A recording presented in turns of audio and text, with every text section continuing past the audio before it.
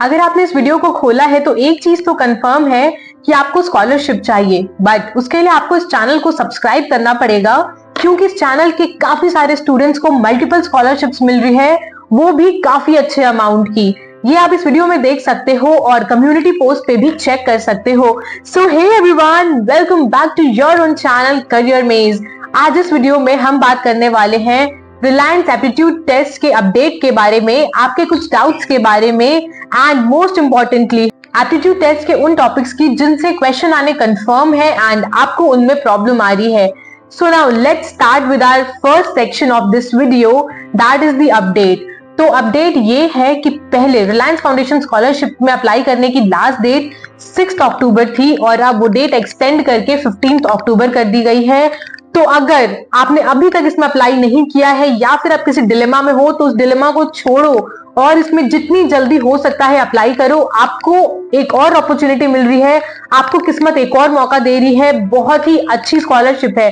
इसमें 2 लाख तक का स्कॉलरशिप ग्रेजुएशन वाले बच्चों को मिलता है एंड 6 लाख तक का स्कॉलरशिप पोस्ट ग्रेजुएशन वाले स्टूडेंट्स को मिलता है। आई डोंट नो आपको क्या चीज रोक रही है स्कॉलरशिप में अप्लाई करने से, आपका आलस है या कोई डाउट है, I am not sure, but मैं आपसे वापस से रिक्वेस्ट करना चाहती हूँ कि इस स्कॉलरशिप को अपने हाथ से मत जाने देना। बहुत अच्छी स्कॉलरशिप है, बहुत सारे बच्चों को मिल रही है। अब हम आते हैं इस वीडियो के सेकंड सेक्शन पे, जो है आपके common doubts and Reliance foundation scholarship के इंपॉर्टेंट पॉइंटर्स।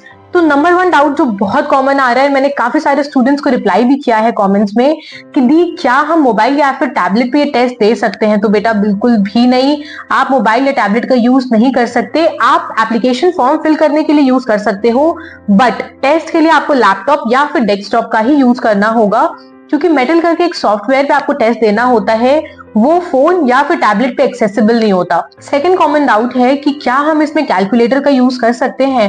यूज कर सकते हो आप, बट फिजिकल कैलकुलेटर का यूज नहीं कर सकते हो। आपकी जो टेस्ट विंडो होगी वहां पे आपको एक वर्चुअल कैलकुलेटर दिया जाएगा, आप उसका यूज कर सकते हो।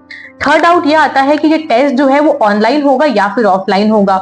तो ये टेस्ट कंप्लीटली ऑनलाइन टेस्ट है, आपको कहीं जाने की जरूरत नहीं है, आप घर बैठे इस टेस्ट को दे सकते हो एंड इसमें आपको कोई भी फी नहीं देनी। ना तो आपको एप्लीकेशन फॉर्म के टाइम पे कोई फी सबमिट करनी है, ना ही एप्टीट्यूड टेस्ट में कोई फी सबमिट करनी है। इस पूरे प्रोसेस में कहीं पे भी आपकी कोई फी नहीं लग रही, बल्कि आपको स्कॉलरशिप मिलेगा।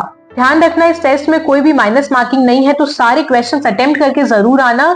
60 क्वेश्चंस होंगे, 60 मिनट्स आपको दिए जाएंगे, पर क्वेश्चन 1 मिनट आपके पास होगा। सफिशिएंट टाइम है तो आप उसको अच्छे तरीके से यूटिलाइज करना। एक और प्रॉब्लम आ रही है बच्चों को फॉर्म फिल करते टाइम कि इनकम सर्टिफिकेट किसका लगाएं। तो यार आप अभी छोटे हो, आपका कोई सोर्स ऑफ इनकम है नहीं, तो आपको अपने पेरेंट्स का ही इनकम सर्टिफिकेट लगाना होगा।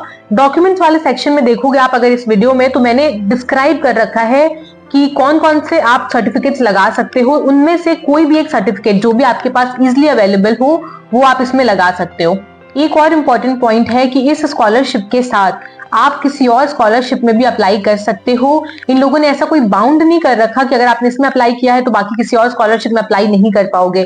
बस फॉर्म फिल करते टाइम पे आपको एक सेक्शन आएगा जिसमें बताना होगा कि आपने किस स्कॉलरशिप में अप्लाई कर रखा है, या फिर अगर आपको कहीं और से फाइनेंशियल असिस्टेंस मिल रहा है तो आपको वो भी डिस्क्राइब करना होगा कि कहां से मिल रहा है। अदर देन कोई बाउंडेशन नहीं है।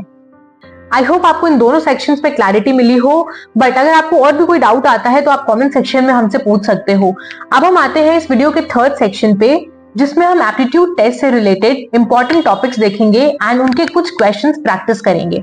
बट स्टार्ट करने के पहले मेरी एक रिक्वेस्ट है आपसे कि आप पहले हमारी ये प्रिपरेशन वाली वीडियो जरूर देख लो, क्योंकि इसमें मैंने सैंपल पेपर बताया है आपको और एक्स्ट्रा में 45 क्वेश्चंस की प्रैक्टिस करवाई है। मैंने हर एक क्वेश्चन को डिटेल में आपको समझाया है। तो अगर आप पहले ये वीडियो देख लोगे तो आपको ज्यादा क्लैरिटी मिलेगी और आपकी 90% प्रिपरेशन वहीं से हो जाएगी। ठीक है, तो स्टार्ट करते हैं इस टॉपिक को, बट वो वीडियो आप पहले जरूर देख लेना। आप यहाँ पे ये सैंपल पेपर देख पा रहे होगे, इसमें 3 सेक्शंस हैं, verbal ability, numerical ability and analytical ability. ठीक है, तो वर्बल एबिलिटी से स्टार्ट करते हैं। इसमें फर्स्ट जो टॉपिक है वो है स्पेलिंग एरर से रिलेटेड। ये बहुत इजी है, आप अगर वो वीडियो देख के आओगे ना तो आपको और प्रैक्टिस करने की जरूरत नहीं पड़ेगी, बहुत ही सिंपल है ये। तो इसकी प्रैक्टिस मैं आपको नहीं करवा रही हूँ। जो थोड़े टफ टॉपिक्स हैं जिनमें आपको एक्चुअली में प्रॉब्लम आ रही है उनमें आज हम प्रैक्टिस करेंगे। ठीक है, सेकंड है प्रेपोजिशन से रिलेटेड, तो ये भी सिंपल है, I suppose and I hope. कि आप ये कर लोगे और इसमें ज्यादा बच्चों को दिक्कत भी नहीं आ रही है, ठीक है। थर्ड जो इनका टॉपिक है वो है एक्टिव पैसिव का, तो इनमें थोड़ा बच्चों को दिक्कत आ रही है और इनमें आई थिंक आपको और प्रैक्टिस की जरूरत है। तो इनके कुछ दो क्वेश्चन हम और यहाँ पे प्रैक्टिस करेंगे इस वीडियो में, ताकि आपको 100% श्योरिटी मिल जाए कि हाँ अब रेडी हो आप, है ना। तो स्टार्ट करते हैं। फर्स्ट क्वेश्चन है, the painting was admired by everyone at the exhibition. तो इसमें ऑप्शंस है everyone admired the painting at the exhibition, इसको आपको एक्टिव वॉइस में कन्वर्ट करना है। The exhibition was admired by everyone for the painting. At the exhibition, the painting was admired by everyone. तो active voice का मतलब होता है, जो आप थोड़ा देखोगे ना कि सिंपल लैंग्वेज जो हम यूज करते हैं, मतलब लेमैन लैंग्वेज में अगर मैं आपको समझाऊं, तो जो डेली वे में हम सिंपल लैंग्वेज यूज करते हैं, सेंटेंस फ्रेम करते हैं, वो एक्टिव वॉइस आप बोल सकते हो उसको। इसमें आपको अगर आप देखोगे तो क्या आपको सही लग रहा है, the painting was admired by everyone at the exhibition, तो इसका अगर हम एक्टिव वॉइस देखेंगे तो ए आंसर होगा, everyone admired the painting at the exhibition, ठीक है। सेकेंड क्वेश्चन है, the letter was written by Sara to her friends. इसमें ऑप्शंस हैं, Sara was writing the letter to her friends, B है Sara wrote the letter to her friends, her friend received a letter written by Sara. Fourth option है, Sara had written a letter for her friends, तो इसका जो option है B correct होगा, Sara wrote the letter to her friends, ठीक है। तो ये दो हमने सॉल्व कर लिए। अब जो हमारा सैंपल पेपर का फोर्थ क्वेश्चन था वो था एनालॉग से रिलेटेड, ठीक है। ये मैंने आपको सैंपल पेपर तो प्रीवियस जो हमारी वीडियो थी उसमें सॉल्व कराया है, इससे रिलेटेड और दो क्वेश्चन अभी हम देखेंगे। Tree is to leaf, then what is book is to, इसमें क्या होगा, इसमें देखो क्या बोल रहा है, ट्री का अगर रिलेशन लीव से है तो बुक का रिलेशन किस चीज से होगा, पेज से होगा, चैप्टर से होगा, कवर से होगा या फिर पैराग्राफ से होगा। तो बुक का डायरेक्ट रिलेशन अगर हम देखें तो पेज से है, राइट। चैप्टर्स होते हैं बुक में, बट हम बात कर रहे हैं यहाँ पे डायरेक्ट रिलेशन की, क्योंकि ट्री का डायरेक्ट रिलेशन लीव से होता है, तो इसमें होगा बुक का answer page, A answer correct है। सेकेंड क्वेश्चन है इसमें, shoes is to feet then gloves is to, shoes feet में पहनते हो आप और ग्लव्स कहाँ पहनते हो, हैंड्स में। Simple I think. आप ये मत समझना कि मैं आपको बहुत सिंपल क्वेश्चंस करा रही हूँ, अगर आप सैंपल पेपर भी देखोगे ना तो उसमें भी इसी पैटर्न का और इसी लेवल का क्वेश्चन है। तो अगर आपको लग रहा है कि इजी है और कर लोगे आप, तो इसका मतलब है आप समझो कि एप्टीट्यूड टेस्ट आपने क्रैक कर ही लिया, क्योंकि यही लेवल है इस टेस्ट का, ठीक है। नेक्स्ट आता है एडहॉक मीन्स। इसमें क्या होता है बेसिकली कि आपको मीनिंग बताना होता है। जैसे सैंपल पेपर में अगर आप देखोगे तो क्वेश्चन था पर से मीन्स, ठीक है, वैसे ही इसमें जो मैंने क्वेश्चन लिया है वो है एडहॉक मीन्स, इसका आंसर होगा फॉर अ स्पेसिफिक रीजन, ठीक है। सेकंड क्वेश्चन अगर हम इसमें ही देखते हैं, डी फैक्टो मीन्स, इसका होगा इन फैक्ट और इन रियलिटी। देखो ये वाले जो क्वेश्चंस है ना, ये आपको थोड़े प्रैक्टिस करने ही पड़ेंगे, क्योंकि इनका कोई तोड़ नहीं है। आपको एक्चुअली में समझना पड़ेगा कि पर से का मीन्स क्या होता है, पर से को आप और क्या बोल सकते हो, आपको समझना पड़ेगा कि डी फैक्टो का मतलब क्या होता है। तो आपको इस वाले ये वाले जो टॉपिक्स है ना, इनमें थोड़ा प्रैक्टिस करने की जरूरत है। आप बोलोगे तो हम और भी प्रैक्टिस वीडियोस बना सकते हैं, बट आप खुद से भी और क्वेश्चंस ऐसे निकाल के प्रैक्टिस कर सकते हो।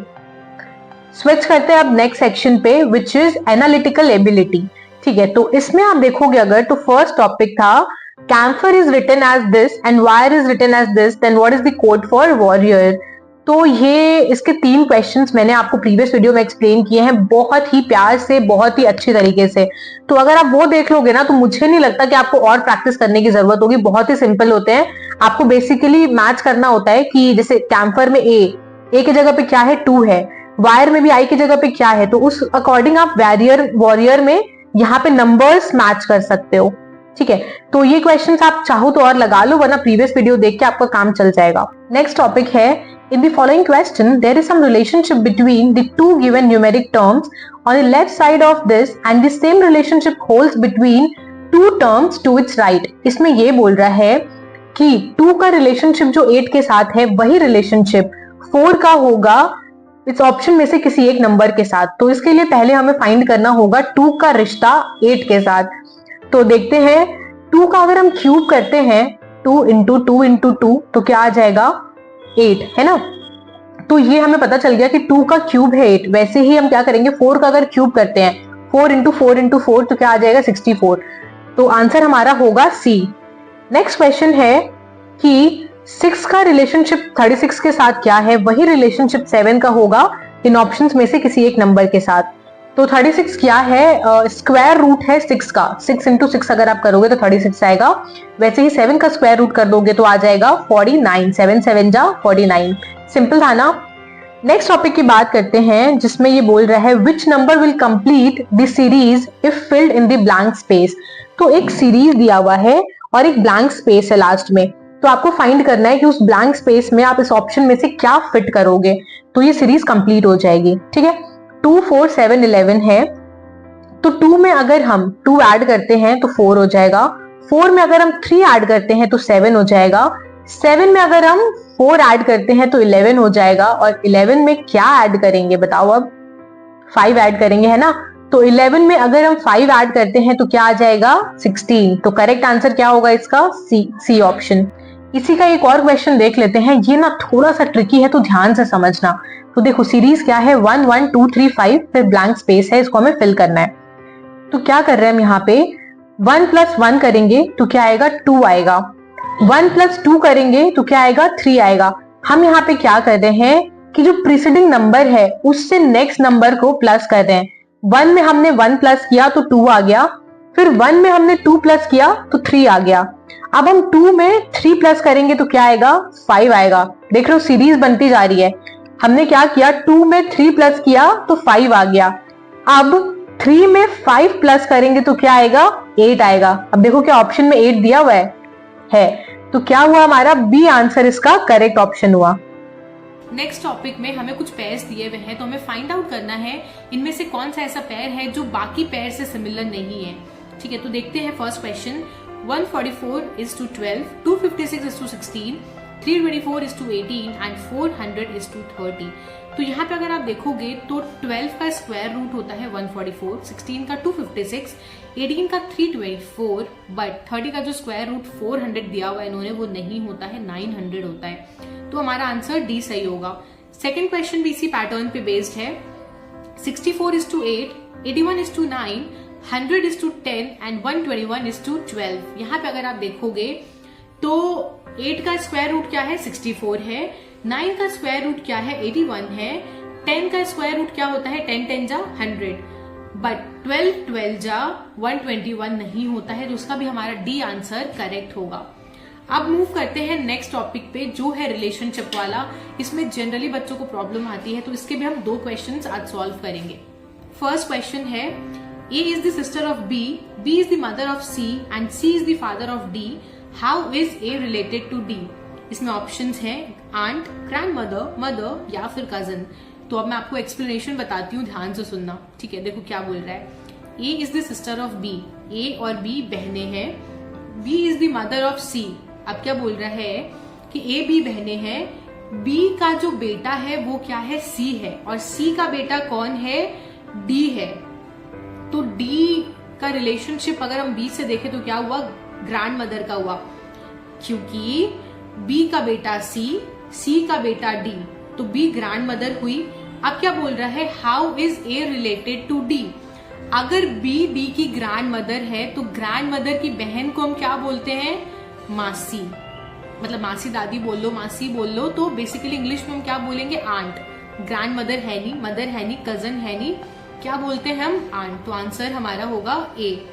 सेकेंड क्वेश्चन देख लेते हैं, ये थोड़ा सिंपल सा है। X is the brother of Y, Y is the father of Z and Z is the sister of W.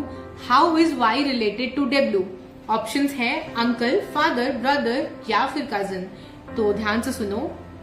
X is the brother of Y. Again X and Y क्या है, brother sister है या brothers होंगे। Y is the father of Z. Y क्या है, father है Z का, and Z is the sister of W.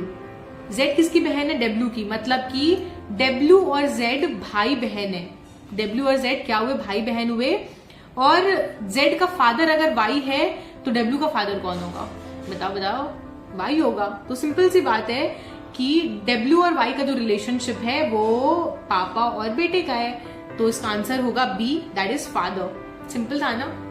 बस देखो, इतने सिंपल सिंपल से तो क्वेश्चन है, मुझे पता है आप आराम से कर लोगे। बस इन दोनों वीडियोस को पूरी देख के जाना। एंड हम नेक्स्ट सेक्शन पे भी वीडियो बना सकते हैं, आपने इन टॉपिक्स की रिक्वेस्ट करी थी तो इनमें भी हमने प्रैक्टिस कर लिया है। एंड आई ट्रूली होप कि आपको सब समझ में आया हो एंड आप एप्टीट्यूड टेस्ट में बवाल मचा के आओ। कोई भी और दिक्कत परेशानी हो तो फटाफट से कमेंट सेक्शन में डाल के रिलैक्स हो जाओ। मिलते हैं फिर नेक्स्ट वीडियो में, तब तक के लिए keep learning, keep exploring and keep helping each other. Take care, bye.